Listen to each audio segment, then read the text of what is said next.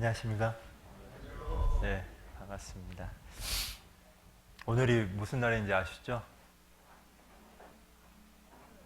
한글날이죠? 한글날이죠?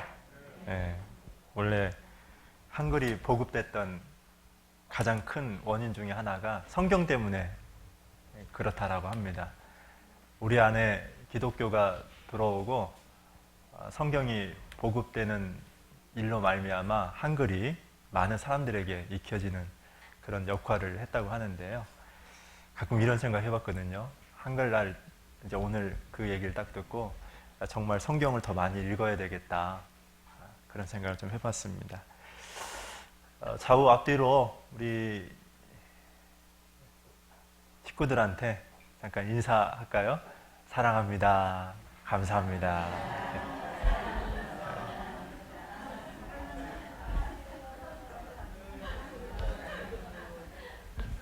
네. 그래도 좀 사랑하고 감사합니다 하니까 좀 기분 좋죠? 그죠? 아마 다음 주부터 우리 강준구 형제님이 할 겁니다. 오늘 제가 대신했고요. 잠깐 기도하고 시작하도록 하겠습니다. 사랑과 은혜가 많으신 하나님 감사합니다.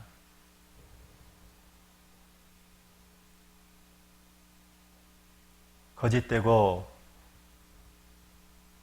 속된 것에, 썩어질 것에 마음이 빼앗긴 채 삶의 목적도 모르고 이리저리 방황하면서 살던 저희가 살아계시는 하나님의 측량할 수 없는 은혜로 말미암아 구속함을 받고 지금까지 저희들의 입술을 통해서 하나님을 찬양하고 또 하나님의 전능하신 말씀을 통해서 이 세상과 구별되어 살아갈 수 있도록 인도해 주신 것을 참 감사합니다. 오늘도 주의 날을 맞이하여서 우리 후포교회 믿음의 식구들 이렇게 한자리에 모이게 되었습니다. 하나님, 이 시간도 주 성령님께서 친히 부족한 입술을 통해서 합당한 말씀을 주시고 그 말씀으로 말미암아 이 어두운 세상에서 주님을 당당히 증거하며 살아갈 수 있도록 저희들을 늘 위로해 주시고 저희들에게 지혜를 덧입혀 주시기를 간절히 원합니다. 특별히 우리 식구들 중에 이곳에 참석지 못한 우리 가족들이 있습니다. 어떤 형편과 환경에 있든지 간에 함께 하시는 하나님, 그리고 구원받은 그리스도인들을 끊임없이 사랑하시는 그 하나님을 기억하고 어떤 환경에 처하든지 모든 것을 극복하고 다음에는 저희들과 함께 교제 나눌 수 있도록 도와주시기를 원합니다. 오늘 이 시간도 오로지 주 성령님께 모든 걸 의지합니다. 주님 함께 해주시옵소서. 저희를 언제나 사랑해 주시는 예수님 이름으로 감사하며 기도드렸습니다. 아멘. 네, 오늘은 창세기 28장을 잠깐 보겠습니다.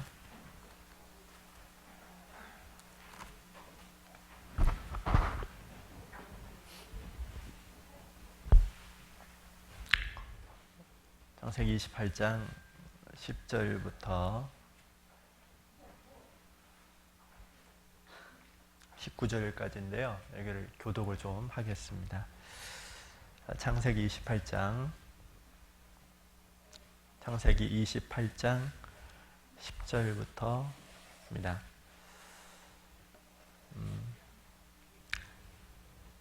제가 먼저 읽겠습니다. 28장 10절부터 19절입니다. 야곱이 브엘세바에서 떠나 하란으로 향하여 가더니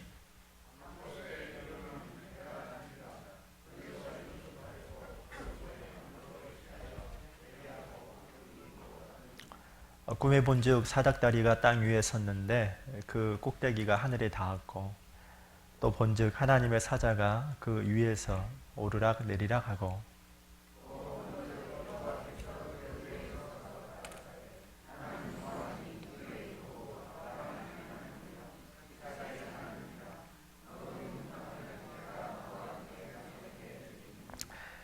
내 자손이 땅이 티끌같이 되어서 동서남북에 편만할지며 땅의 모든 족속이 너와 내 자손을 인하여 복을 얻으리라.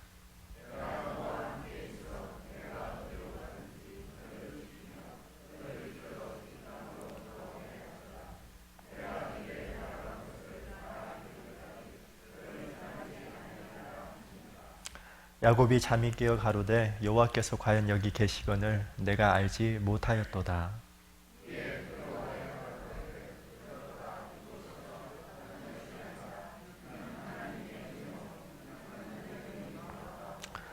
야곱이 아침에 일찍이 일어나 베게 하였던 돌을 가져 기둥으로 세우고 그 위에 기름을 붓고 그곳 이름을 베델이라 하였더라. 이 성의 본 이름은 루스더라.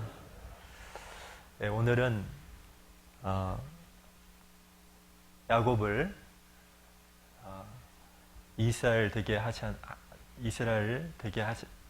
이스라엘로 만들게 하신 하나님이라는 주제를 가지고 야곱의 삶을 통해서 신앙생활 가운데에서 하나님이 우리에게 주시는 교훈을 좀 깊이 좀 생각해보는 그런 시간을 갖도록 하겠습니다. 세상에서 이렇게 많은 그리스도인들이 있는데 그리스도인들한테 성경에서 어떤 사람이 가장 좋냐라고 물어볼 때 혹은 우리가 체육대회를 할 때 팀명이 있잖아요. 그때 어떤 팀명을 선택할까 이렇게 질문했을 때 야곱이요 이렇게 말하는 사람은 없죠. 그죠? 난 야곱이 성경에서 제일 좋아요. 이런 사람 있나요? 우리 팀은 야곱이야. 이런 팀 없죠? 대부분 다윗이나 바울이나 보통 이럽니다. 그래서 그리스도인들 가정 가운데에서 자기 자녀의 이름을 야곱이라고 짓는 이름은 거의 없습니다. 원래 야곱이라는 뜻 자체는 얄싹하다, 간사하다, 속이다 이런 별로 안 좋은 뜻을 가지고 있는데 어떤 부모가 그 좋지 않은 의미를 가지고 있는 이 야곱이라는 이름을 짓도록 하겠습니까? 그런데 사실 이 성경 속에 나와 있는 이 야곱의 생애를 딱 보면 우리에게 상당히 위로가 됩니다. 왜 위로가 되는지 아세요? 우리가 야곱보다는 좀 낫거든요. 이렇게 딱 보면은 그래도 우리는 야곱보다는 좀 나은데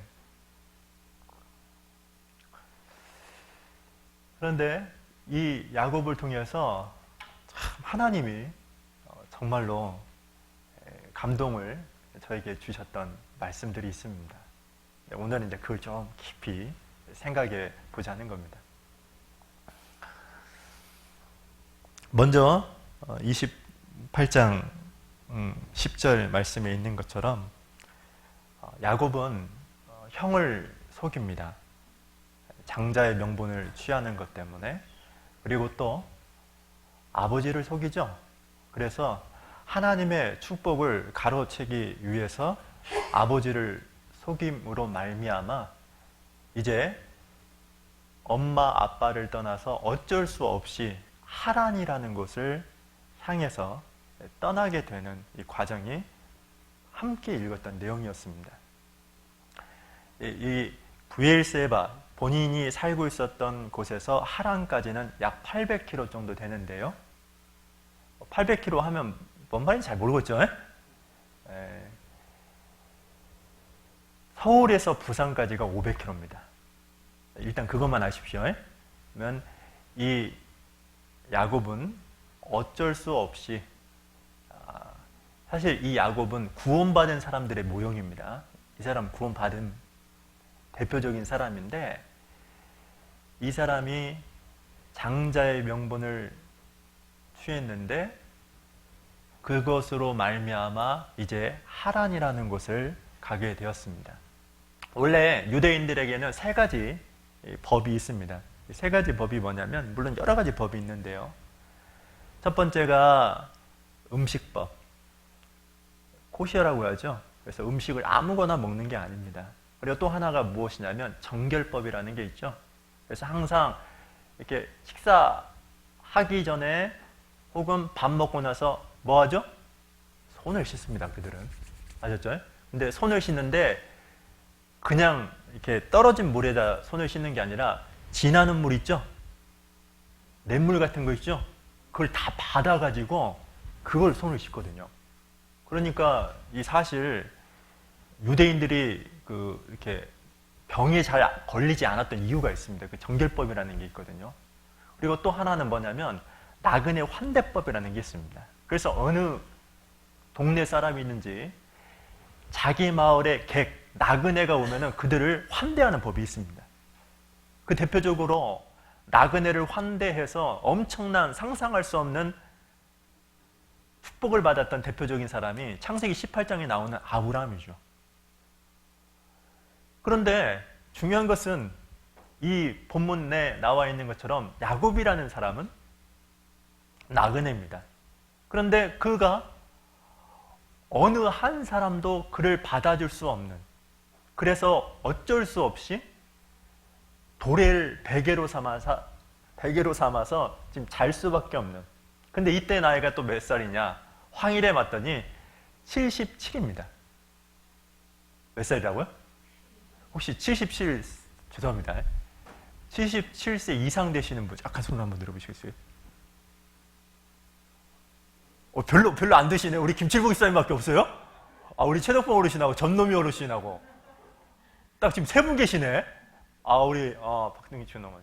그러니까 지금 이때 나이가요. 여러분 아셔야 될 게, 지금 10절에 나오는 이 야곱의 나이가 젊은 사람이 아니라 77입니다. 여러분 생각해 보세요. 77세 나이에 돌을 베개 삼아서 아무도 없이, 말 그대로 고독, 외로움 그 자체를 깊이 느끼면서 잠을 잔다고 생각해 보세요. 노숙합니다. 참 끔찍하죠? 그런데 여기 중요한 게 있죠. 12절 같이 한번 읽어보죠. 시작. 꿈에 본즉 사닥다리가 땅 위에 섰는데 그 꼭대기가 하늘에 닿았고, 또 본즉 하나님의 사자가 그 위에서 오르락 내리락 하고. 잠을 자고 있는데 꿈을 꿨습니다. 그 꿈 내용이 뭐냐면, 원래 사닥다리는 역할이 뭐죠? 높은 곳에, 땅에서 높은 곳으로 이렇게 닿게 하기 위해서 사닥다리가 있잖아요. 근데 이 본문에서 나와 있는 이 사닥다리는 땅에서 사닥다리가 위를 향해서 든 게 아니라 하늘에서 이 사닥다리가 내립니다. 사실 이 사닥다리는 요한복음 1장 51절에서도 예수님께서 이 얘기를 똑같이 하거든요. 뭐라고 얘기하냐면, 진실로 진실로 내게 이르노니 하늘이 열리고 하나님의 사자들이 위에서 오르락 내리락 하는 것을 보리라 하시니라 라고 했는데, 이 사닥다리가 의미하는 것은 사실 예수 그리스도를 얘기합니다.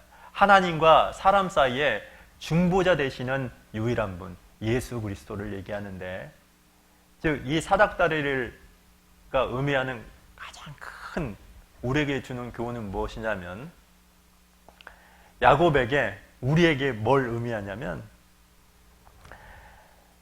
야곱, 네가 어디로 가든지 내가 함께하고 내가 너를 보호하고 너를 너가 지켜주겠다. 사실 이런 의미를 이 사닥다리가 내포하고 있습니다. 그래서 이 사닥다리 꿈을 본 이후에 하나님께서 동일한 말씀을 하시죠. 여기 15절 한번 같이 읽어볼까요? 15절입니다. 시작. 내가 너와 함께 있어 내가 어디로 가든지 너를 지키며 너를 이끌어 이 땅으로 돌아오게 할지라. 내가 내게 허락한 것을 다 이루기까지 너를 떠나지 아니하리라 하신지라. 여기 보시면 14절부터 15절까지는 하나님께서 야곱에게 주신 축복에 관련된 내용들을 언급했습니다. 그 중에 가장 중요한 것이 무엇이냐면 15절, 내가 너와 뭐라고요? 함께 있어. 너와 늘 동행하겠다. 구원받은 사람들의 가장 큰 특권이 무엇입니까? 하나님과의 동행이죠. 그리고 또 여기 나와 있는 것처럼 네가 어디로 가든지 너를 지키며 보호해 주시겠다. 그런데 여기서 이해 안 되는 게 딱 하나 있죠. 너를 이끌어 이 땅으로 뭐 한다고요? 돌아오게 할지라. 이 말씀을 읽는데요, 이해가 안 되는 거예요.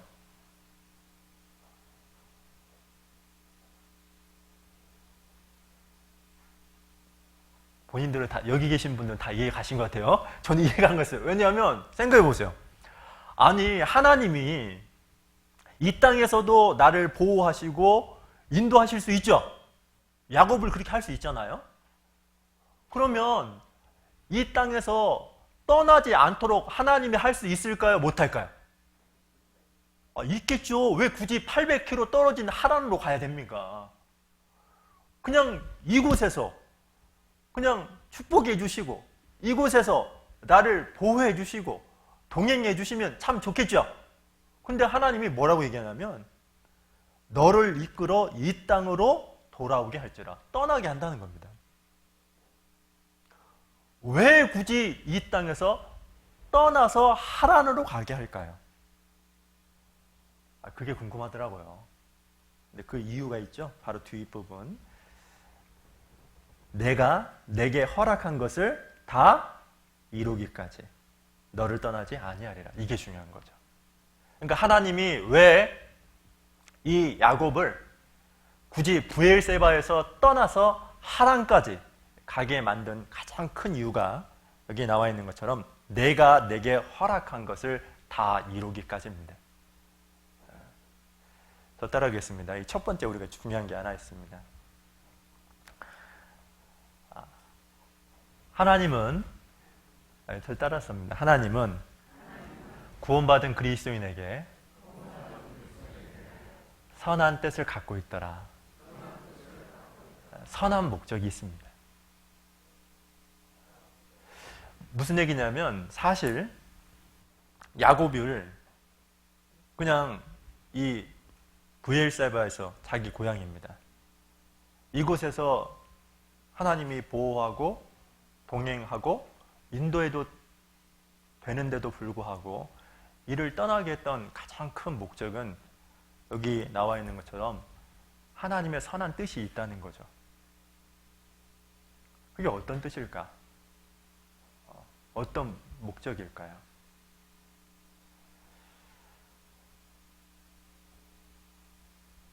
사실 하나님은 야곱을 이스라엘로 만들게 하기 위해서,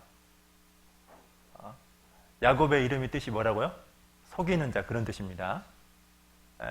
간사한 자, 이런 뜻인데, 그런 야곱이 실제 인격도 그랬는데 하나님이 아브라함에게 주신 가나안 땅을 소유한다고 생각해 보십시오.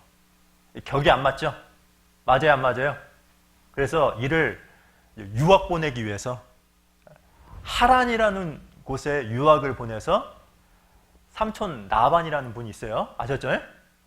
조교 역할을 해서 철저하게 이 야곱을 이스라엘로 만들게 하기 위해서 그를 떠나게 했던 겁니다. 사실 신앙은 한마디로 본문 말씀에 있는 것처럼 훈련입니다. 뭐라고요? 자, 여러분 생각해 보시죠. 시험이 어렵나요? 훈련이 어렵나요? 이거 잘 생각해 보시죠. 시험이 어렵나요? 훈련이 어렵나요? 훈련이 더 어렵습니다. 왜 그러냐면 제가 예전에 이런 일이 있었거든요. 제가 시험을 봤는데 수석을 했어요. 운전면허 시험. 원래 운전면허 시험은 몇 점만 넘어가면 돼요? 60점이죠. 제 때는 60점이었던 것 같은데. 그래서 60점 딱 넘으니까 그냥 자동적으로 따거든요. 근데 떨어질 수가 있더라. 그래가지고 막 열심히 공부했거든요. 그랬더니 딱 표를 보니까 96점, 황용선 1등 이렇게 딱 표가 나와 있더라고. 처음으로 1등 했어요. 뿌듯하더라고. 60점만 넘으면 되잖아요. 근데 이제 저는 96점을 맞은 거죠. 그런데 이 시험하고 훈련은 다른 거죠. 훈련이라는 건 뭐냐면 목표가 될 때까지 이루는 겁니다. 그잖아요. 그러니까 훈련은 어렵죠. 하나님이 왜 이 야곱을 그 먼 하란까지 야곱을 보내서 여기 나와 있는 것처럼 하나님이 야곱에게 허락하신 것을 이루기까지라고 했는데 왜 그를 그곳으로 가도록 만들었냐면 사실 야곱에게는 육신의 찌꺼기가 있었는데 그걸 제거하기 위해서 그렇습니다. 그래서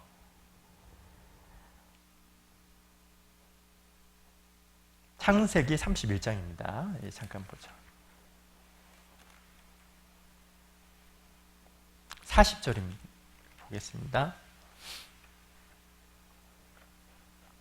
오늘은 야곱 전체를 볼 겁니다.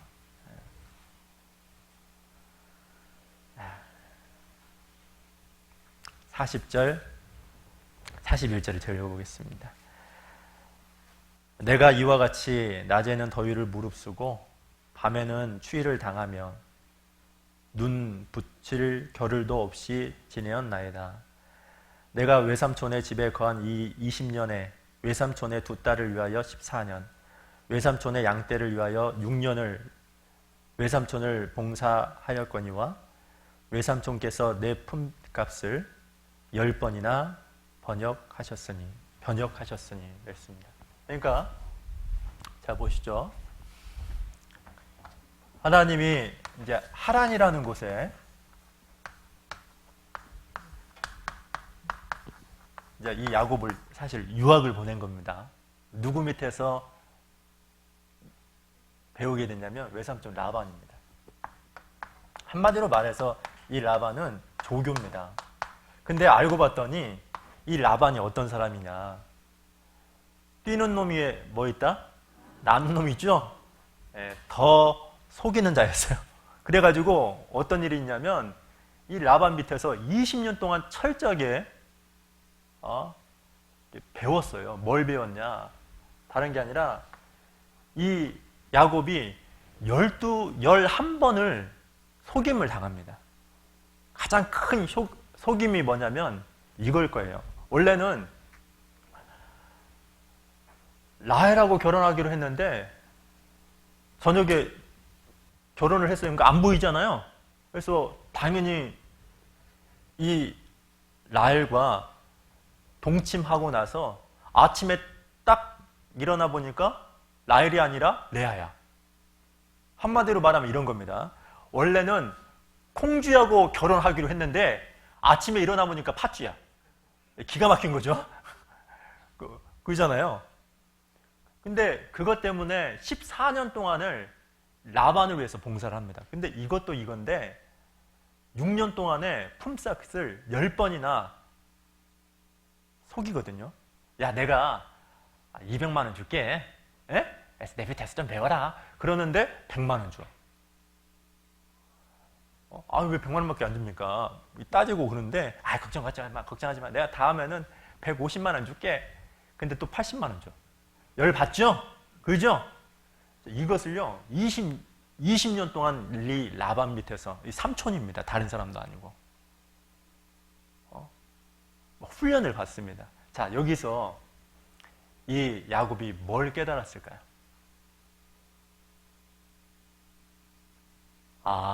형의 마음이 그랬겠구나. 아버지의 마음이 그랬겠구나.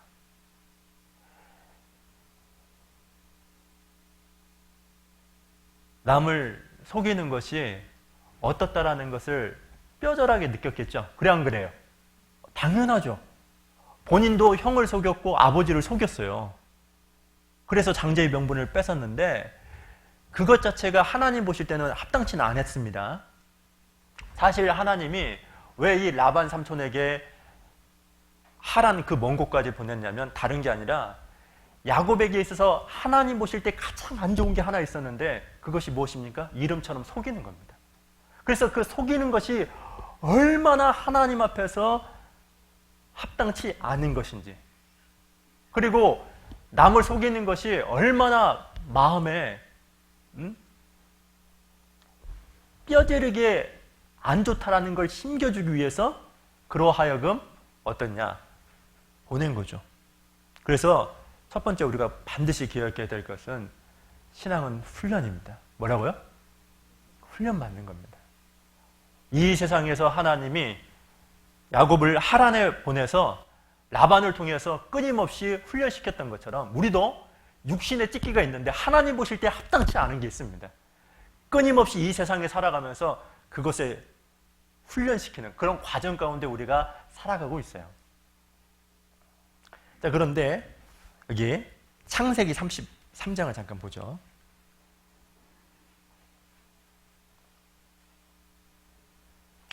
(33장) 17절입니다. 17절부터 20절까지 같이 한번 또 읽어보겠습니다. 야곱은 숫곳에 이르러 자기를 위하여 집을 짓고 짐승을 위하여 우릿간을 지은 고로 그 땅 이름을 숫곳이라 부르더라. 야곱이 밧단 하란에서부터 평안히 가나안 땅 세겜성에 이르러 성 앞에 그 장막을 치고 그 장막 친 밭을 세겜의 아비 하몰의 아들들의 손에서 은 100개로 사고 거기 단을 쌓고 그 이름을 엘렐로헤 이스라엘이라 하였더라. 여기 보시면 이제 하란에서 20년 동안 있다가 분이엘, 이 분이엘에서 하나님을 만나죠. 하나님을 만나가지고 하나님과 씨름을 해요. 씨름을 해다가 하나님께서 환덕뼈를 딱 쳐가지고 이 환덕뼈가 그 골절이 됩니다. 그래서 그때부터 쩔뚝쩔뚝거리게 되죠. 그런 다음에 어떤 일이 있었냐면은 분이엘에서 원래는 이 야곱이 베델로 가야 되거든요. 아까 그 돌베개 했던 장소 있죠? 그곳을 어디냐면 그곳이 바로 베델이었어요. 이 베델이라는 말은 무슨 뜻이냐면 하나님의 집이란 뜻입니다. 하나님을 이곳에서 만났기 때문에 이곳에서 서원을 했어요. 내가 이곳에 오면 하나님을 위해서 전을 짓겠습니다. 그리고 내가 하나님을 위해서 11조를 바치겠습니다. 나름대로 여기에서 서원을 했는데 원래는 하란을 거쳐서 분이엘, 여기서 하나님을 만났다고 했죠. 그러면 당연히 어디를 가야 된다고요? 베델로 가야 돼요. 근데 베델로 가지 않고 어디로 갔냐면 지금 본문에 나와 있는 것처럼 숫곳, 그리고 이곳에 얼마 있지 않다가 바로 세겜이라는 곳에 갑니다. 근데 이곳에 도착을 했을 때는 하나님이 이 야곱에게 엄청난 축복을 해줬어요. 어떤 축복을 해줬냐? 야곱이 20년 동안에 악착같이 일한 결과 엄청난 재산을 얻습니다. 상상할 수 없는 부를 가지고 뿐만 아니라 아내가 몇 명이냐? 몇 명이죠? 저는 뭐 4명이라는 말을 딱 듣고요. 참 힘들겠다 이 생각이 들더라고. 한 사람도 힘들잖아요. 별로 안 힘들다고 그러죠? 한 사람도 힘들잖아요. 이렇게 살기가 참 맞추기가 힘들잖아요. 근데 아무튼 간에 4명이나 아내를 거느리고 또 자식이 12명입니다. 남자만.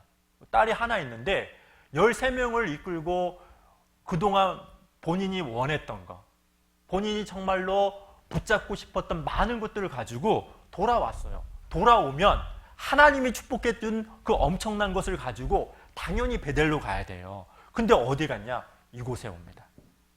자, 이곳에 왔는데 여기 보세요. 여기 17절에 야곱은 숫곳에 이르러 뭐라고 했죠? 자기를 위하여. 이게 중요합니다. 그러니까 지금 이 상황에서도 야곱은 하나님 중심이 아니라 누구 중심이죠? 자기 중심이라는 거예요. 말은 내가 하나님 앞에서 서원도 하고, 아셨죠? 하나님이 엄청난 축복을 여기서 받았어요. 철저하게 훈련도 받았어요. 뿐만 아니라 하나님도 만났습니다. 그리고 자기가 나는 이제는 굴복됐다라고 그런 경험도 해요. 그런데 막상 베델이 아니라 숫곳에 왔는데 목적이 뭐냐? 자기를 위하여 집을 지었대요. 더 기가 막힌 게 있어요. 자, 18절입니다. 야곱이 밧단 하란에서부터 평안히 가나안 땅 세겜성에 이르러 성 앞에 그 장막을 치고 그 장막 친 밭을 세겜의 아비 하물의 아들들의 손에서 은 100개로 뭐라고 했죠? 산다는 말이 뭐죠? 돈을 주고 그 땅을 샀습니다. 그게 무슨 뜻입니까? 안 가겠다는 겁니다. 그러니까 베델로 안 가고 어디 살겠다? 세겜에 정착하겠다. 눌러 있겠다는 거예요. 그래서 사실 여기서 몇 년 동안 있냐? 10년 동안 있어요. 그러니까 원래는 베델로 가야 돼요. 그걸 본인이 얘기를 했어요. 그런데 여기 거하죠. 거한 이유가 뭐죠? 자기를 위하여. 누굴 위하여? 하나님과 관련이 없어요.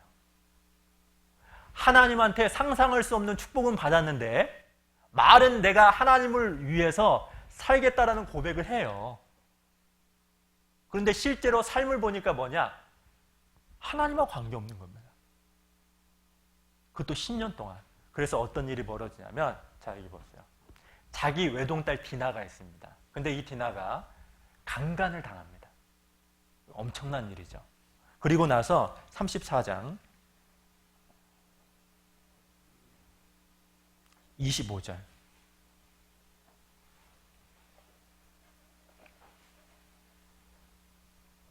자, 제가 읽어볼게요. 제3일에 미쳐 그들이 고통할 때 야곱의 두 아들 디나의 오라비 시므온과 레위가 각기 칼을 가지고 가서 부지 중에 성을 엄습하여 그 모든 남자를 죽이고. 이게요, 자기 딸 외동딸이 강간을 당해서 큰 욕을 보이는 엄청난 일을 경험한 것만 아니라 이 디나의 오라비 시몬과 레이가 레겜성에 있는 모든 남자를 다 죽입니다. 엄청난 사륙욕이 벌어진 거죠. 그런데 그 소식을 접하고 나서, 자, 30절 이거 한번 읽어보죠. 30절입니다. 34장 30절 같이 읽겠습니다.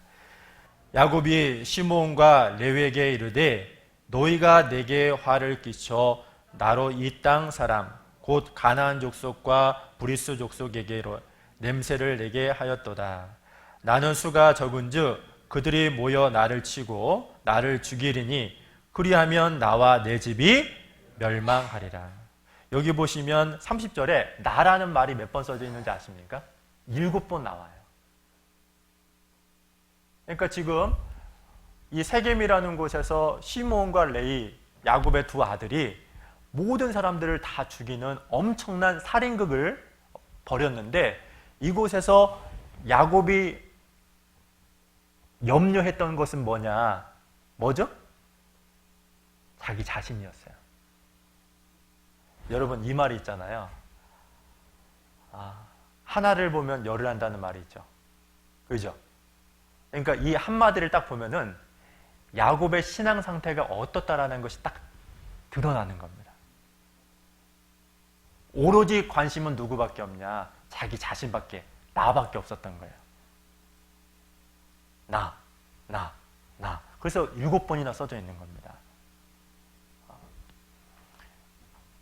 그래서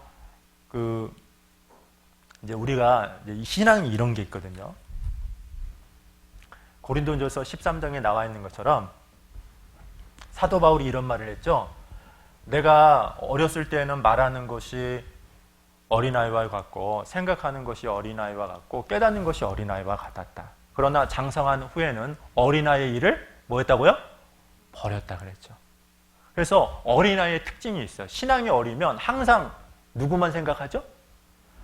이기적이요. 자기만 생각해요. 나예요. 온통 납니다. 그리고 어린아이의 특징이 또 뭐냐면 항상 감정적이에요. 그래서 어떤 특징이 있냐면 기복이 심합니다. 주위 환경에 의해서 항상 왔다 갔다 해요. 신앙이 어린 사람의 특징입니다. 항상 자기만 생각하고 뭐라고요? 감정적이에요. 근데 장성한 사람이 됐다는 게 뭐죠? 나가 아니라 누굴 생각하죠? 우리를 생각합니다. 교회를 먼저 생각해요. 교회를. 그리고 감정적이 아니라 하나님의 뜻을 먼저 물어봐요. 하나님의 뜻이 뭘까? 그런데 지금 야곱은 어떤 상태냐? 하나님이 있나요? 지금 이 30절 말씀에 하나님이 있습니까? 없어요. 여러분, 만약에 야곱이 신앙이 깨어있는 사람이라고 한다면 당연히 이렇게 물어봐야 돼요. 하나님, 제가 도대체 뭘 잘못했습니까? 뭘 잘못했기에 이런 엄청난 일이 나에게 벌어진 겁니까? 이렇게 얘기해야 되겠죠. 그죠? 당연한 거죠. 그런데도 불구하고 지금 본인은 자기만 생각한다는 거예요. 하나님의 뜻을 물어본 게 아닙니다. 자기가 뭘 잘못했는지 하나님한테 철저하게 물어보고 내가 잘못했다고 회개를 하고 자백해야 되는데 그런 게 없어요. 오로지 관심은 뭐냐? 나야. 내가 어떤 피해를 당할까? 오로지 관심이 거기만 있는 거예요. 물질이 중요한 게 아닙니다. 여러분, 이 사람은 물질적인 축복은 하나님께 받았어요. 제가 지난번에 이상민 목사님이 이런 말을 하더라고요. 제가 이제 항상 물어보거든요. 목사님, 목회할 때 주의할 게 뭐가 있나요? 이렇게 물어봤는데 목사님 4가지를 얘기해 주시더라고요. 그 중에 하나가 뭐냐면 목회는 경험이야. 이렇게 들어요. 아무리 이론적으로 알고 있다 할지라도 경험하지 않으면 목사님 것이 아니래요. 그래서 경험이 참 중요합니다. 이렇게 그 얘기를 하시더라고요. 근데 제가 그 얘기 듣고 신앙도 마찬가지입니다. 신앙은 이론이 아닙니다. 실제 경험입니다. 아무리 백날 많은 것을 듣다 할지라도 그것이 삶 가운데 실제로 내가 실천하지 않으면 자기 것이 절대 안 되거든요. 아무 자기와 상관이 없습니다. 아는 건 많아. 아는 것이 많으면 그게 무슨 의미가 있어요? 행하는 데 더 중요하잖아요. 그래서 하나님도 사실 이 야곱도 마찬가지입니다. 물질적인 축복은 엄청 받았는데 실제로 야곱의 인식체계, 이 머리에는 오로지 관심이 누구밖에 없다고요? 난 거예요. 그래서 30절 말씀을 한 겁니다. 나로 죽이게 하는도다. 그래서 하나님이 10년 동안 이 세겜에 살던 이 야곱을 끄집어내서 어디로 옮기냐? 처음 약속했던 베델로 옮겨요. 자, 여기 보시죠. 자, 성경 찾아볼까요? 바로 밑에죠. 35장 1절입니다.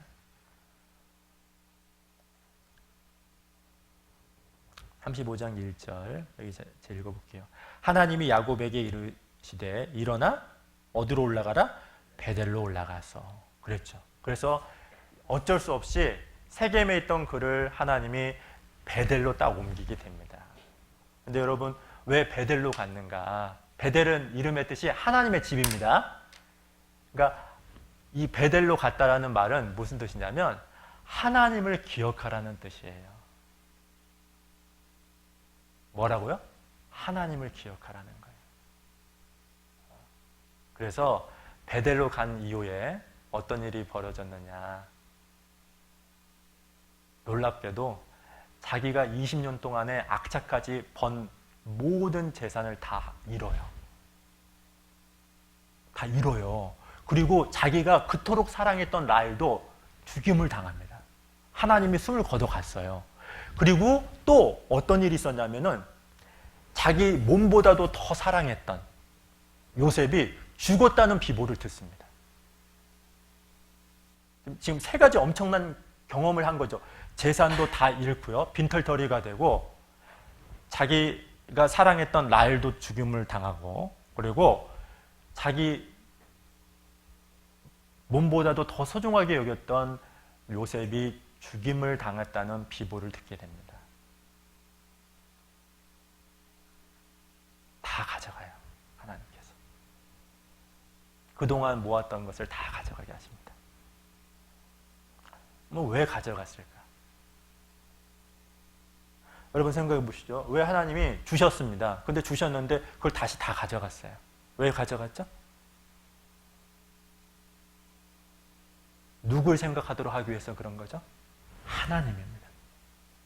하나님을 각인시키기 위해서 인생의 목적이 어디에 있는가 그걸 각인시켜주기 위해서 그것도 다 가져가셨어요. 그래서 그가 130살이 됐을 때 성경 창세기 47장입니다.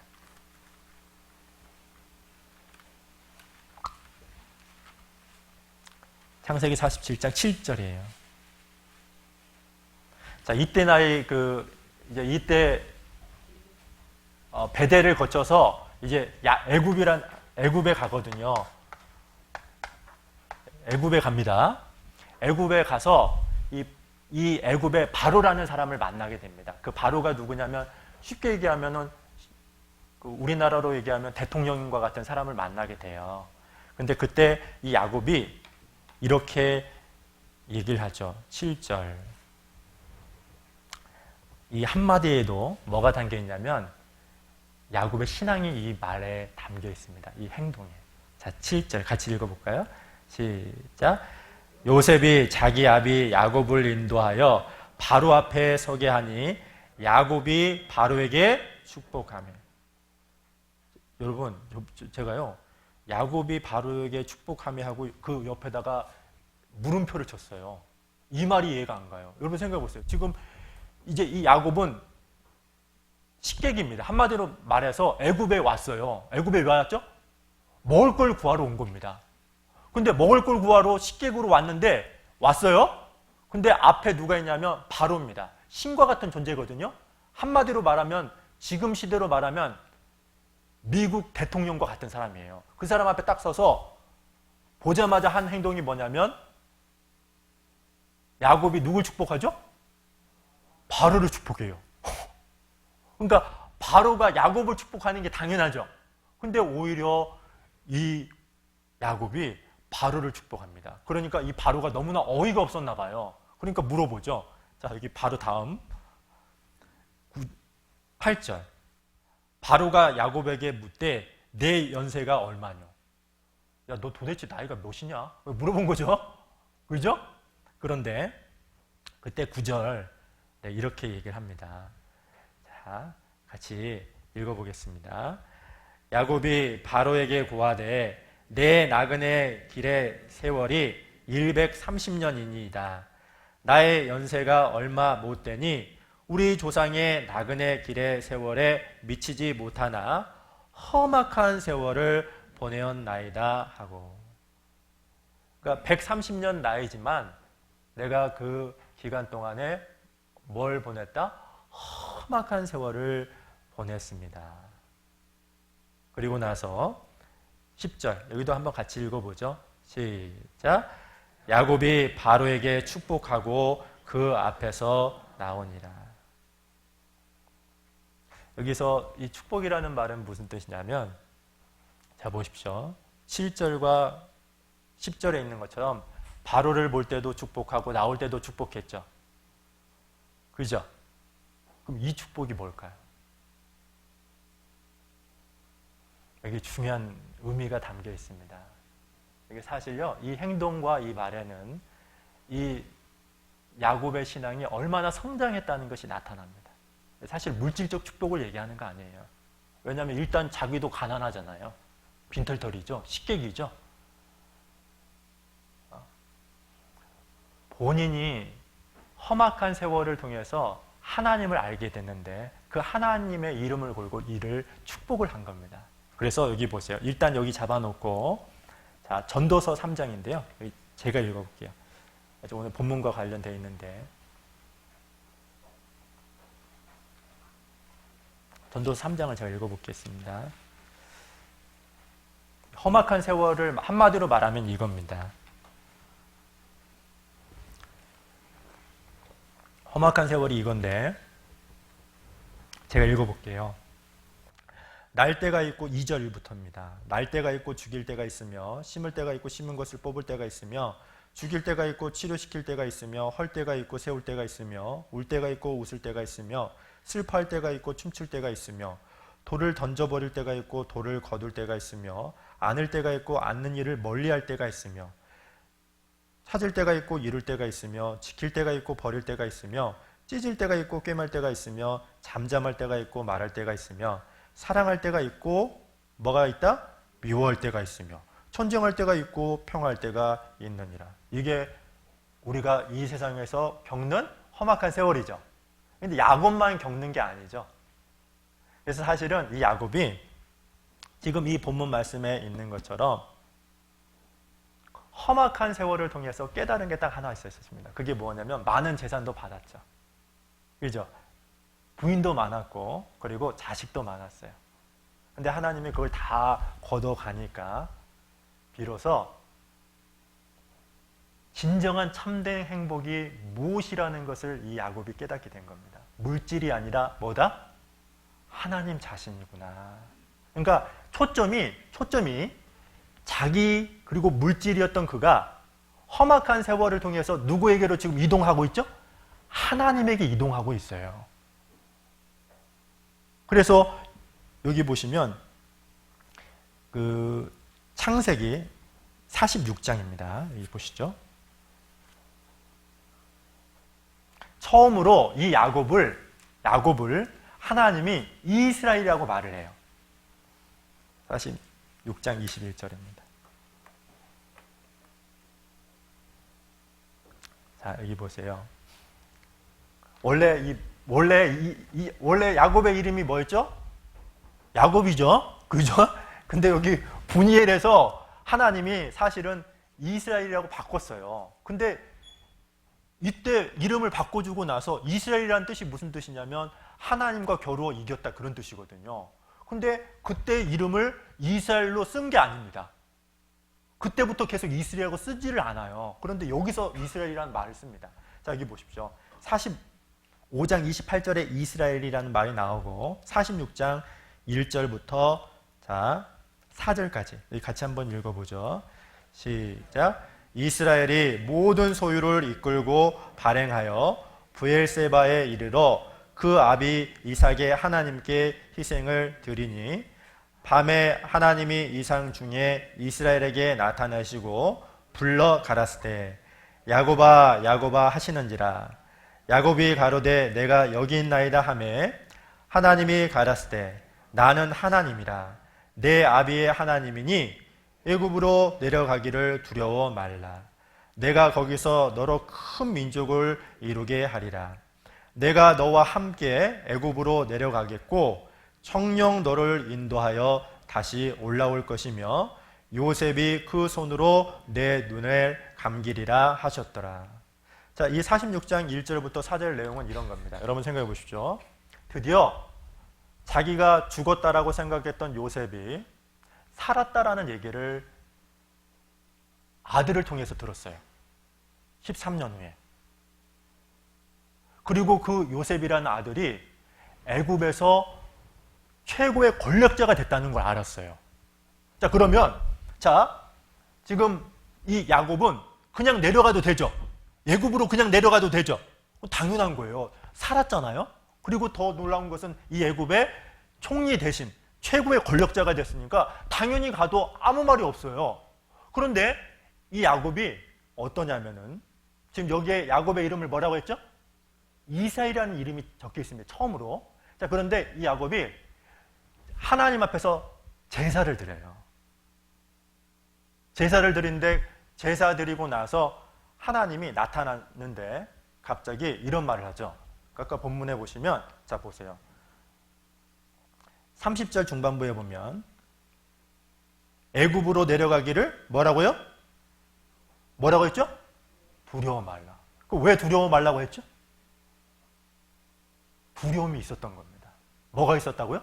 여러분, 두려움이 없었으면 하나님이 두려워 말라라고 말했겠어요? 말 당연히 안 하죠. 당연하죠. 그런데 지금 이 야곱에게는 두려움이 하나가 있었던 겁니다. 어떤 두려움일까? 지금 본문에 답이 나왔어요. 과연 가나안을 떠나서 애굽으로 가는 것이 하나님의 뜻일까? 이게 중요해요. 그것에 대한 두려움이 있었던 겁니다. 그러니까 자 보십시오. 처음에는 항상 자기 중심이었죠. 그죠? 그런 그가 이제 누구에게 지금 초점이 바뀌고 있죠? 하나님에게 바뀌었어요. 험악한 세월을 통해서. 그래서 이름을 야곱이 아니라 이스라엘로 이름을 바꾸게 했던 것이고, 당연히 이 요셉을 가장 사랑했습니다. 이 야곱이. 야곱에게 있어서 최고는 뭐였냐면 요셉 그 자체였어요. 근데 요셉을 만나는 것보다도 더 중요한 게 또 뭐죠? 갑자기 바뀌어요. 하나님의 뜻이 더 중요한 거예요. 그러니까 두려움이 있었던 겁니다. 그래서 하나님께 물어봤던 거예요. 근데 그 하나님이 뭐라고 하냐면 두려워 말라. 애굽으로 내려가라 그럽니다. 자, 여기 두 번째 우리가 배워야 될 중요한 게 있죠.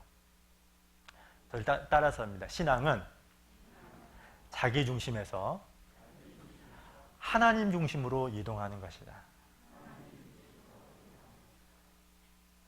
처음에는 자기만 생각했습니다. 근데 중요한 건 지금 이 기간이 몇 년이냐? 제가 얼핏 계산해 보니까요.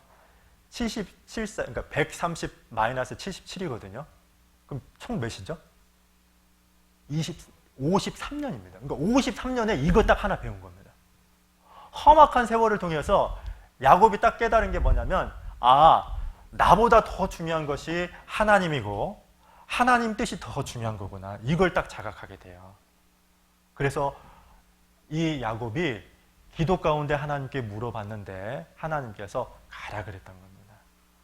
여기 보세요. 잠언을 잠깐 보죠. 잠언 3장을 보겠습니다.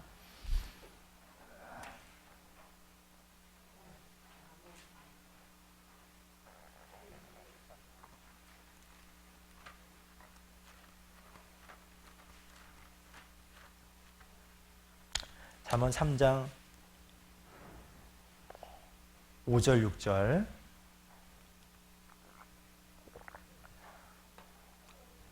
같이 한번 읽어보죠. 시작. 너는 마음을 다하여 여호와를 의뢰하고 내 명철을 의지하지 말라. 너는 범사에 그를 인정하라. 그리하면 내 길을 지도하시리라. 이 말씀 잘 아시죠? 그죠? 근데 여러분 보세요. 머리로 우리가 지금 읽었는데 이 가슴과 머리 사이에 한 약 30cm라고도 하죠. 그죠? 그런데 이 머리로 읽었던 이 말씀이 자기 마음에 새기기 위해서는요, 수십 년의 기간이 걸려요.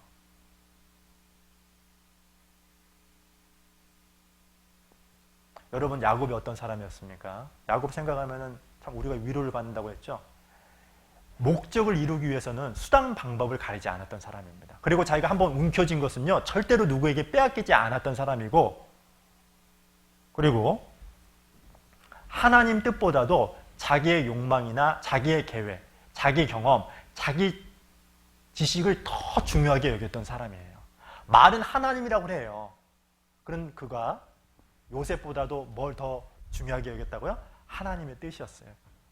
그래서 두려워하는 마음이 있었던 거예요. 내가 과연 애굽으로 가는 것이 하나님의 뜻에 합당한 건가? 가나안을 떠나는 것이 그게 정말 하나님 보실 때 옳은 것인가? 합당한 것인가? 근데 그 하나님이 답을 줬죠.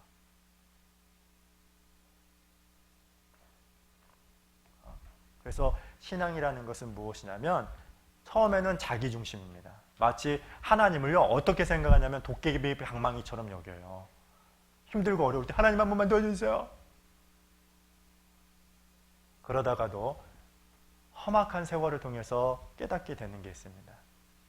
뭘 깨닫게 되냐면 내가 갖고 있는 물질, 건강, 재산 이런 것이 중요한 게 아니라 진정으로 가장 중요한 것은 나에게 있어서 참된 행복은 바로 하나님 그 자신이구나. 그 하나님의 뜻이 가장 중요하구나. 이것을 험악한 세월을 통해서 깨닫게 하는 겁니다. 그것을 배워나가게 하는 거예요. 신앙생활이라는 게. 자, 그리고 또 세 번째 중요한 교훈이 또 하나 있는데요. 창세기 49장. 이 좀 이해가 안 되는 말씀을 또 합니다.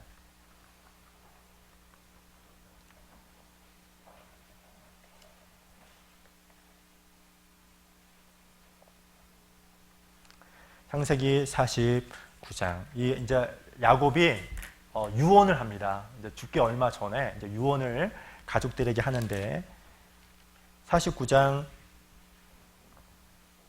24절을 제가 읽어보겠습니다. 요셉에게 한 얘기인데요. 먼저 22절. 요셉은 무성한 가지라. 가지 곧 샘 곁에 무성한 가지라. 그 가지가 담을 넘었도다. 그리고 26절 같이 읽어보죠. 시작. 내 아비의 축복이 부요조의 축복보다 나아서 영원한 산이 한 없음 같이 이 축복이 요셉의 머리로 돌아오며 그 형제 중 뛰어난 자의 정수리로 돌아오리로다. 여기 보시면 내 아비의 축복이 내 부요조의 축복보다 뭐다고 했죠? 이게 무슨 뜻이죠? 아니 이게 무슨 뜻이냐면 이런 겁니다. 지금 요셉에게 축복을 하는데요. 축복을 하는데 여기 내 아비가 누구죠? 야곱입니다. 아셨죠? 야곱의 축복이 내 부요조의 축복보다 낫답니다. 이 부요조가 누굽니까? 아브라함과 이삭을 얘기하는 겁니다. 그러니까 나의 축복이 누구보다 많다고요? 아브라함과 이삭의 축복보다 많다는 거예요. 그러면은 여기서 말하는 이 축복은 뭘 얘기하는 걸까? 물질적인 축복 아닙니다. 아셨죠? 왜 물질적인 축복이 아니죠? 지금 이 상황에서도 사실 이 야곱이 가지고 있었던 건 아무것도 없어요. 다 이 애굽에 내려와 가지고 애굽 왕 바로가 다 준 거거든요. 그러니까 완전히 빈털털이었습니다. 그런데 자기의 축복이 아브라함과 이삭의 축복보다 더 낫답니다. 여기서 말하는 축복이라는 게 뭐냐면 하나님을 아는 경험을 얘기하는 겁니다. 그러니까 사실 이 야곱은 험악한 세월 동안에 하나님 앞에 두드러 맞아가지고 아브라함이 하나님을 알았던 것보다도 자기가 하나님을 알았던 게 더 많았던 겁니다. 우리가 보통 이런 게 있죠. 학교에서 이렇게 모범생인 경우는 그 부모님 별로 안 부르죠? 그죠? 근데 학교에서 막 문제를 일으키는 학생들은 부모님 계속 부르죠?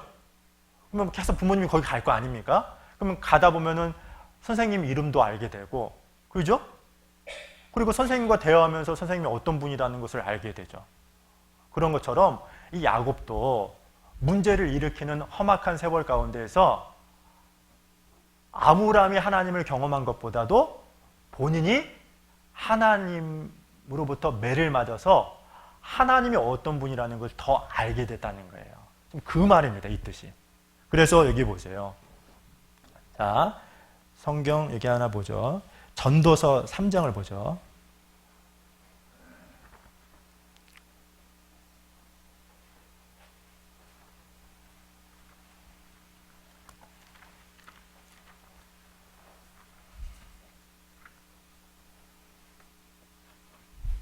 전도 3장.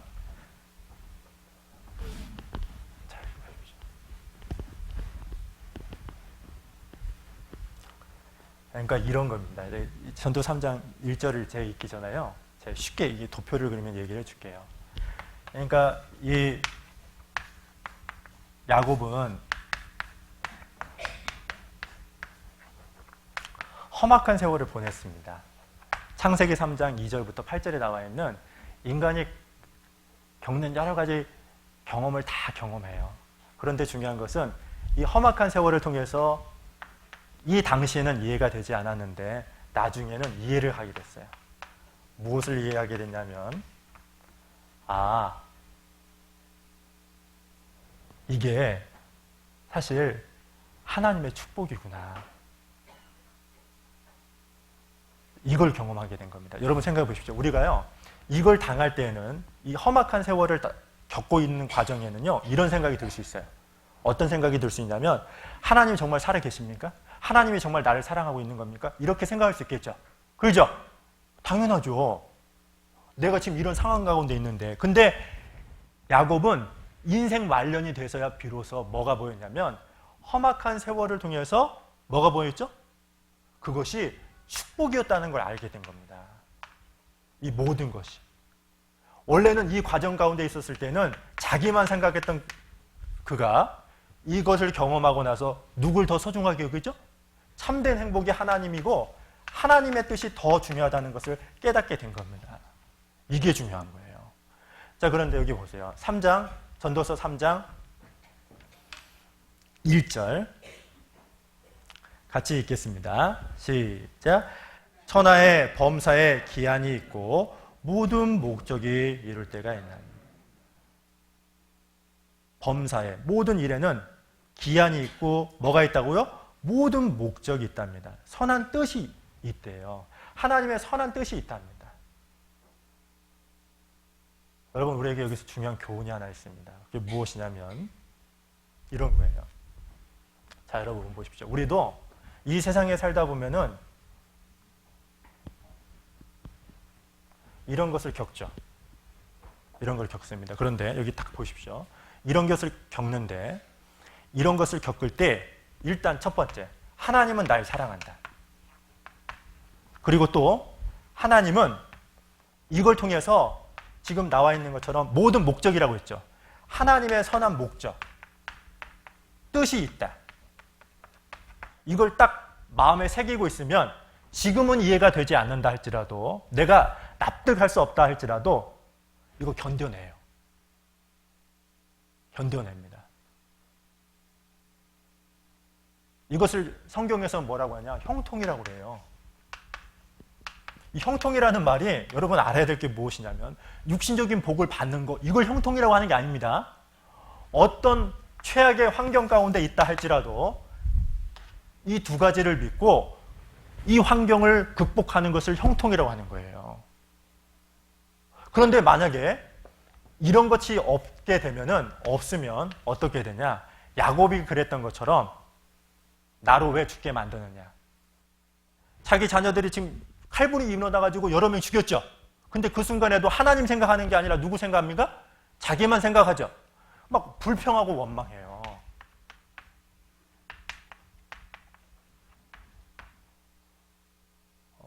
우리도 마찬가지예요.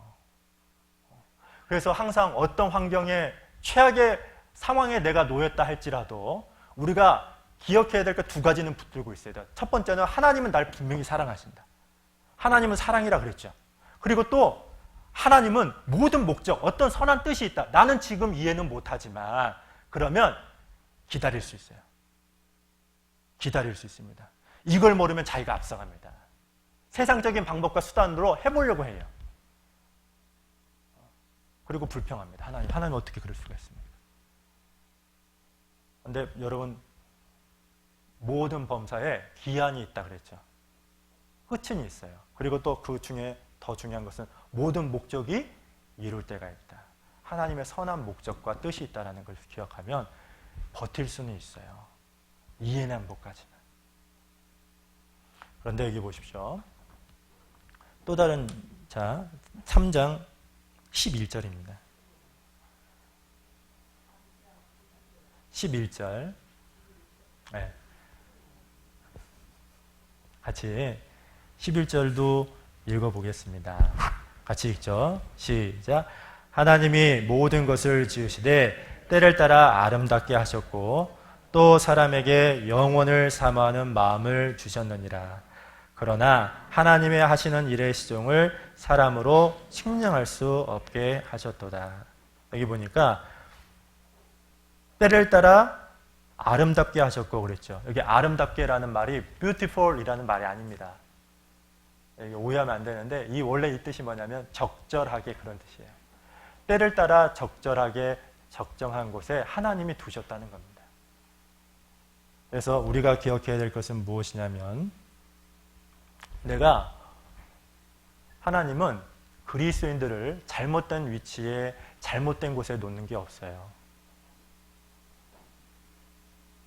하나님은 여기 말씀에 있는 것처럼 때를 따라 어디예요? 이 원래 아름답게라는 말이 적정한 곳에, 그런 뜻입니다. 적정한 때에, 이런 뜻인데, 그래서 내가 만나는 여러 가지 사람이나 여러 가지 사건은 하나님께서 적정한 사람 그리고 적절한 이 사건을 나에게 경험하게 했다는 뜻입니다. 그럼 왜 그런 것들을 경험하게 했을까? 그 이유가 바로 여기 후반부에 있죠. 우리가 이제 여기 하나님이 모든 것을 지으시되 때를 따라 아름답게 하셨고 그랬죠? 그래서 아름답다라는 말이 적정하게 적정한 곳에 두셨다는 말인데 예전에 이런 일이 있었거든요. 제가 책을 읽다가 이 본문하고 지금 관련 있는 내용인데 앤드류 머레이라는 아주 유명하신 분이 있습니다. 아주 유명하신 목사님인데 이분이 왜 유명하냐면 겸손에 대한 책을 여러 권 썼어요. 그래서 겸손하면 이 사람에 관련된 책을 많이 있는데 이 사람이 겸손에 대해서 정의하기를 이렇게 정의를 했습니다. 뭐라고 하냐면 겸손은 내게 일어난 일들에 대해서 이상하게 생각하지 않는 것이다. 제가 다시 한번 얘기할게요. 겸손은 내게 일어난 일들에 대해서 뭐라고요? 이상하게 생각하지 않는 거래요. 즉 내가 처한 환경, 내 가정, 내 직장. 하나님, 내가 왜 이런 남편을 뒀어요? 하나님, 왜 내가 이런 자식들을 내 아들로, 내 자녀로 삼았습니까? 왜 내가 이 직장 안에서 이런 사람들을 만나게 되었습니까? 이런 생각을 안 하는 게 겸손이래요. 여기 11절 하나님이 모든 것을 지으시되 때를 따라 뭐 했다고요? 뭐 했다고요? 이거 기억해야 됩니다. 아름답게라는 말이 뷰티풀이 아니라고 했죠. 적정한 때, 적절한 곳에 그런 뜻입니다. 그래서 내가 만나는 여러 가지 환경은 하나님이 최고의 환경으로 조성해 놨다는 거예요. 나는 이해를 못해요. 근데 내가 믿을 수 있는 건 뭐라고 했죠? 뭐라고 했죠? 하나님은 사랑이다. 그리고 하나님의 선한 목적이 있다. 그러면 형통할 수 있단 말입니다. 버틸 수가 있어요. 기다릴 수 있어요. 근데 이것을 모르면 불평하고 원망합니다. 그러면 왜 하나님이 험악한 세월을 허락했을까? 또 다른 이유가 있어요. 가장 큰 목적입니다. 여기 보십시오. 자, 11절 하나님이 모든 것을 지으시되 때를 따라 아름답게 하셨고 같이 한번 읽어보죠. 시작. 또 사람에게 영혼을 사모하는 마음을 주셨느니라. 이게 됐습니다. 뭘 줬다고요? 영혼을 사모하는 마음을 주셨대요. 여러분 생각해 보시죠. 지금 2절부터 4절까지, 8절까지 보면 인생 가운데 일어나는 14가지 일을 기록한 거예요. 우리가 이 세상 살아가면서 2절부터 8절 다 경험하거든요. 경험합니다. 그런데 이 14가지 이런 현상들은 영원히 남는 걸까요? 영원히 남는 걸까요? 아니에요. 이런 거 영원히 남지 않고 사라지게 되어 있어요. 여러분 지금 건강하죠? 중요한 것은 언젠가는 이 건강도 사라지게 되어 있어요. 지금 교회당 이렇게 세워졌죠? 그죠? 계속 세워져 있을까요? 언젠가는 헐 때가 있겠죠? 그죠? 여기 지금 고추 심었죠? 심었었죠? 자랐죠? 저 언젠가는 뿌리 뽑혀질 거예요. 오늘인가 뽑힐지도 모르겠어요. 언젠가는 저거 뽑혀져요. 그죠? 심은 것이 있으면 뽑을 때가 있고 세워진 것이 있으면 헐 때가 있고 태어났으면 죽을 때가 있어요. 이것은 보편적인 겁니다. 그리고 이것은 사라지는 거예요. 근데 여기 나와 있는 것처럼 또 사람에게 뭘 줬냐? 영혼을 사모하는 마음을 주셨다는 말이 무슨 뜻이죠? 인간 사이에 있는 14가지를 통해서 끊임없이 이 반복을 통해서 우리에게 하나님이 이 세상에 마음을 두지 않고 어디에 마음을 두라고요? 영혼을 사모하는 마음, 영혼에 대해서 생각하도록 하기 위해서 이 14가지 현상을 일으키게 했다는 겁니다. 야곱이 그랬어요. 처음에는 이 야곱이요, 초창기 때 신앙은 자기만 생각하고 물질만 생각했던 그가 험악한 세월을 통해서 이제 자기에서 누구로 옮긴다고요? 하나님으로 옮긴다고 했죠. 그리고 또 다른 것이 뭐냐면 영원한 것에 집중하게 된 겁니다. 제가 이야기했는지 모르겠습니다. 예전에 이런 일이 있었다고 하죠. 그 장발장 혹시 아세요? 장발장 아시죠? 네. 끝날 시간이 다 됐다는 거죠. 그 장발장에 관련된 영화를 만든 게 레미 제라블. 보셨나 보죠? 정말 봐야 될 꼭 영화인 것 같아요.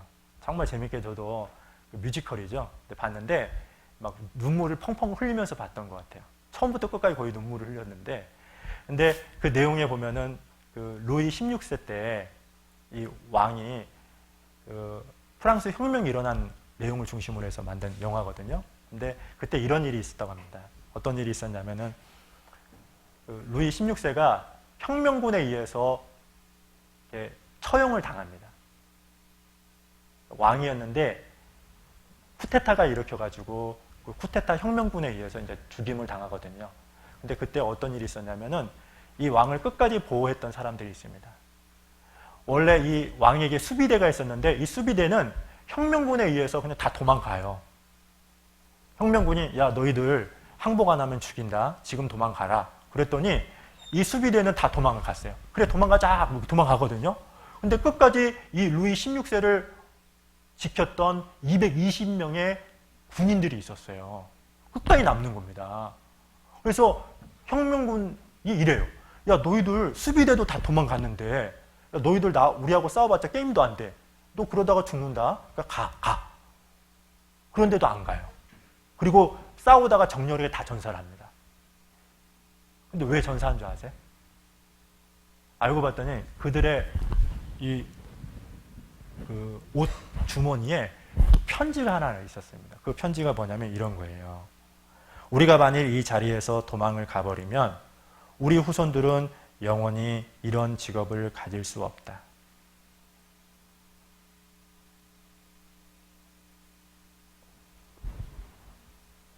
알고 봤더니 이 사람들이 누구냐면 스위스 용병이었던 겁니다.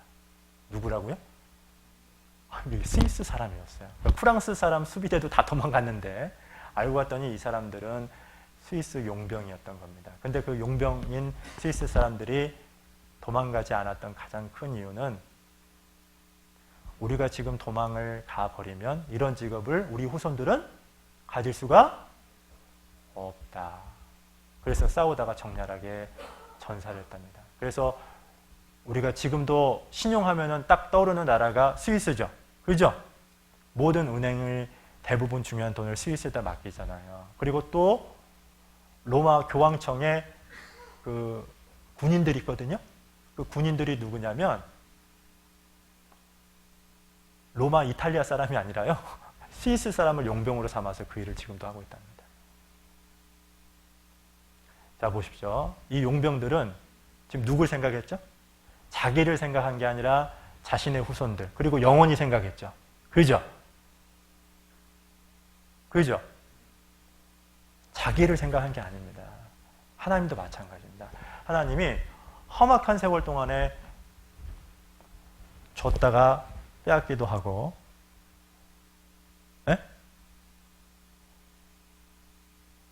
그리고 갑자기 뭔가 얻었는데 그것을 취하기도 하고 이런 것을 경험을 하게 합니다. 왜 경험을 계속해서 끊임없이 반복하게 하느냐? 영원한 것에 투자라는 겁니다. 영원한 것을 사모하고 그것을 깨닫도록 하기 위해서 그런 거예요. 그래서 실제로 이런 일이 있었답니다. 그 사회학자 토니 캠블러라는 사람이 90세 이상 되었던 그 할아버지 할머니들에게 설문조사를 했대요. 그 설문조사가 어떤 내용이냐면 이런 거랍니다. 인생을 다시 한번 산다면 어떤 인생을 살고 싶습니까? 이런 질문한 겁니다. 그랬더니 그 세 가지가 나왔는데 여러 가지 대답 중에 첫 번째가 이런 말이었답니다. 내가 다시 한번 인생을 산다면 나는 사랑하는 가족들과 시간을 많이 보내고 싶습니다. 그래 안 그래요? 최덕봉 씨? 그런 마음 있어요? 있어요? 별로 없는 것 같은데. 그리고 또 하나는 뭐라고 했냐면 너무 한 가지 일에 몰두하다가 인생을 다 소모해 버렸다는 이유로 내가 다시 한번 인생을 산다면 여러 가지를 경험하고 싶습니다. 당연하겠죠? 갑자기 나이 많이 드신 분들 동감하시나 모르겠습니다. 근데 또 세 번째, 마지막으로 설문조사 가운데 나왔던 답 중에 가장 많은 답이 뭐였냐면 이런 거였답니다. 영원한 것을 좀 남겼으면 좋겠다. 영원한 것을 좀 남겼으면 좋겠다.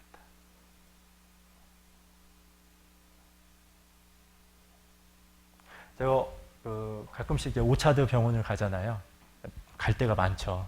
제가 아마 개인적으로는 제가 제일 많이 갈 겁니다. 근데 오차드 병원을 갈 때마다 느끼는 게 하나 있어요. 딱 두 가지 느끼거든요. 나도 언젠간 저 사람처럼 되겠다. 그거 딱 하나 느끼고요. 두 번째로 느끼는 것은 무엇이냐면 영원히 남는 것을 위해서 내 인생을 투자해야 되겠다. 건강할 때. 이거 두 가지 느낍니다. 하나님도 마찬가지입니다. 험악한 세월을 통해서 야곱이 깨달은 것은 하나님이 많은 것을 줄 때도 있었고 빼앗을 때가 있었죠. 야곱은 험악한 세월을 통해서 이 현세에 집중했던 것이 아니라 영원한 것을 남길 것, 영원한 세상을 생각했던 거예요. 그래서 여기 마지막으로 고린도전서 15장을 잠깐 보죠.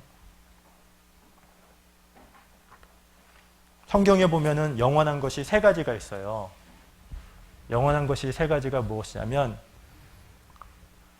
예수 그리스도는 어제나 오늘이나 영원토록 동일하시느니라. 예수님을 얘기하고 하나님이죠. 그리고 또 하나는 영원한 것 중에 하나가 복음이고 또 하나는 요한일서를 먼저 보죠. 요한일서 2장을 먼저 보고요. 2장 17절.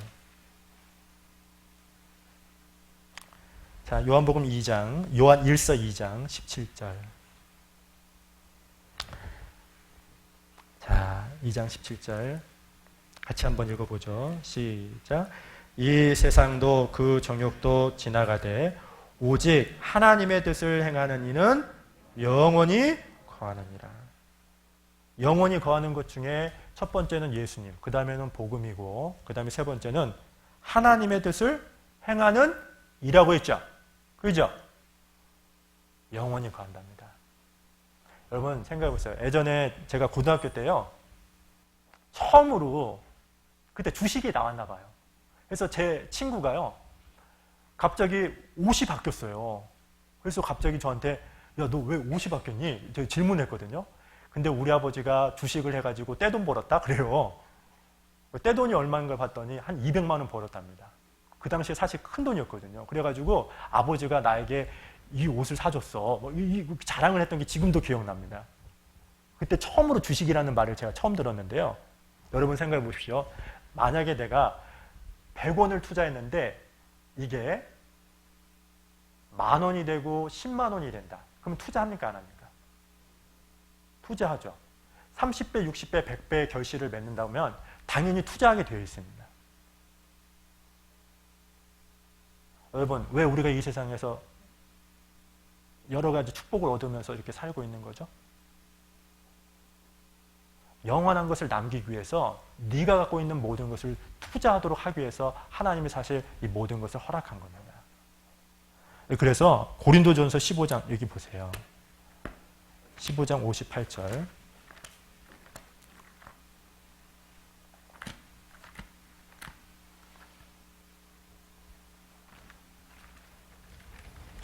고린도전서 15장.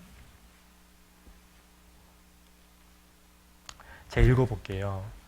58절, 15장 58절입니다. 그러므로 내 사랑하는 형제들아 경고하며 흔들리지 말며 항상 주의 일에 더욱 힘쓰는 자들이 되라. 자, 여기 보십시오. 경고하며 흔들리지 말며. 거기에다 밑줄 한번 쳐보시겠습니까? 흔들릴 수 있으니까 그럽니다. 알았죠? 알았죠? 언제든지 흔들릴 수 있기 때문에 그렇습니다. 그리고 두 번째로는 항상, 이 중요합니다. 항상. 때때로가 아니죠. 항상 그렇게 하라는 거죠. 세 번째, 주의 일에, 그 다음 뭐죠? 더욱. 뭐라고요? 더욱 힘쓰는 자들이 되라. 왜 힘쓰는 자들이 되라고 했죠? 경고하며 흔들리지 말고 항상, 더욱 이유가 있습니다. 이는, 같이 읽겠습니다. 너희 수고가 주 안에서 헛되지 않은 것을 알미니라. 이 모든 것은 영원합니다. 그런데 성경을 보면은 나는 이만큼 투자했는데 하나님은 얼만큼 주죠? 이만큼 준다는 게예요. 그래서 세 번째, 저 따라서 합니다. 신앙은 영원한 것을 바라보며 영원히 남길 것에 자신의 인생을 투자하는 것이다. 이해가시죠? 오늘 이제 그래서 세 가지 배웠죠. 첫 번째는 뭐냐면, 신앙은 훈련하는 것이구나. 뭐라고요? 훈련입니다. 그래서 여러분 알아야 될 게 있어요. 제가 예전에 그 영어 강사할 때 학생들한테 써먹었던 게 있어요. 왜냐면 영어도 훈련이거든요. 그래가지고 뭐라고 했냐면, 영어 공부는 단계다 그랬습니다. 제가. 그때 뭐냐면 1단계가 있고 2단계가 있고 3단계가 있는데 1단계를 못 넘어가면 절대 2단계가 될 수가 없다. 그리고 2단계를 지나야 그 다음 몇 단계죠? 3단계다. 사실 훈련이거든요. 마찬가지로 신앙도 훈련입니다. 그래서요, 1단계를 이걸 통과 안 하면 신앙이 잘할 수가 없어요. 그래서 항상 구원받은 연수가 오래돼도 자기만 생각하고 감정적이라는 말은 이것을 통과하지 못했기 때문에 그래요. 왜? 신앙은 훈련이거든요.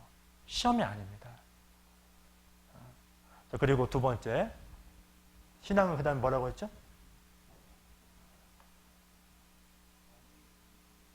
그래요. 자기 중심에서 누구 중심으로 이동하는 것이다? 하나님 중심으로 이동하는 것이다. 그래서 야곱은 항상 자기였는데 마지막에는 누가 더 중요하게 여겼죠? 자기 아들 요셉보다도 하나님의 뜻을 더 중요하게 여겼죠. 그래서 하나님께 물어봤던 거죠. 그리고 세 번째는 이 현세가 아니라 뭘 바라본다고요? 내세, 영원한 것을 바라보고 영원히 남겨질 것을 위해서 자신의 인생을 투자하는 것. 사실 우리는 그것을 배워가는 거예요. 이 세상에서. 여러분, 야곱은요, 몇 년 동안 그걸 배웠냐면 53년 동안 배웠습니다. 몇 년이요? 구원받은 지 나 53년 이상 됐다. 그런 분 없죠? 그러니까 우리는 사실 좀 잘하고 있는 거죠. 그 정도는 안 됐으니까. 아무쪼록 그러더라도 우리는, 야곱은 사실 우리에게 위로가 된다고 했잖아요. 이런 나쁜 놈도 구원받고 이렇게 살아가다가 이렇게 변화돼서 하나님을 찬미했다면 우리도 가능성이 있다라는 겁니다. 그래서 사실 야곱을 통해서 우리 스스로 그렇지, 나는 야곱보다는 좀 낫지. 야곱도 그랬다면 나도 가능성은 있어. 그래서 야곱이 말년이 좋았어요. 실제로. 그랬던 것처럼 우리도 정말 훈련받아서 우리의 형상이 변화되고 정말 나가 아니라 우리 교회를 먼저 생각하고 자기 일터, 자기 가정, 자기가 아니라 항상 하나님이 기뻐하는 게 뭘까? 그렇게 훈련받는 저희들이 되었으면 참 좋겠습니다. 그리고 또 하나, 이 현세에서 잘 먹고 잘 사는 것을 간증하는 게 아니라 영원히 남겨질 것을 위해서 정말 간증하고 그것을 위해서 자신의 인생을 투자하고 그런 저희들이 되었으면 참 좋겠습니다. 그것을 우리는 야곱을 통해서 오늘 하나님이 귀한 메시지를 전해주셨습니다. 잠깐 기도하고 마치도록 하겠습니다.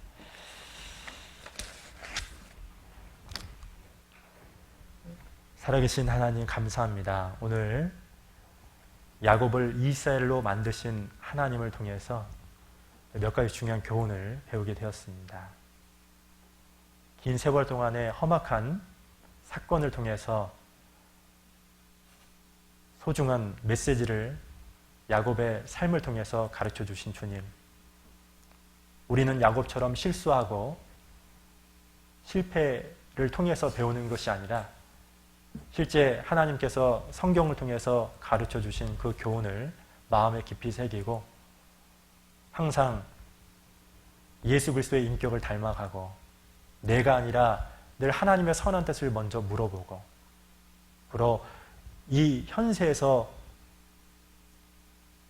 썩어질 것을 위해서 살아가는 것이 아니라 우리의 인생을 영원히 남겨질 것을 위해서 살아가는 저희 후포교회 식구들이 될 수 있도록 하나님께서 도와주시길 원합니다. 특별히 저희들 대신해서 꽈일길 교회를 섬기고 계시는 우리 김상혜 목사님, 또 신경선 목사님, 그리고 그와 관련된 가족들 늘 지켜주시고 어떤 형편과 상황이 있든지 간에 더 힘있게 주의 복음을 전하고 주님의 몸된 교회를 세워나가는 그 일에 더욱더 소중하게 쓰임받을 수 있도록 인도해 주시옵소서. 오늘 이후에도 남아있는 모든 교제도 주 성령님께 의지합니다. 함께해 주시옵소서. 저희를 언제나 사랑해 주시는 예수님 이름으로 감사하며 기도드렸습니다. 아멘.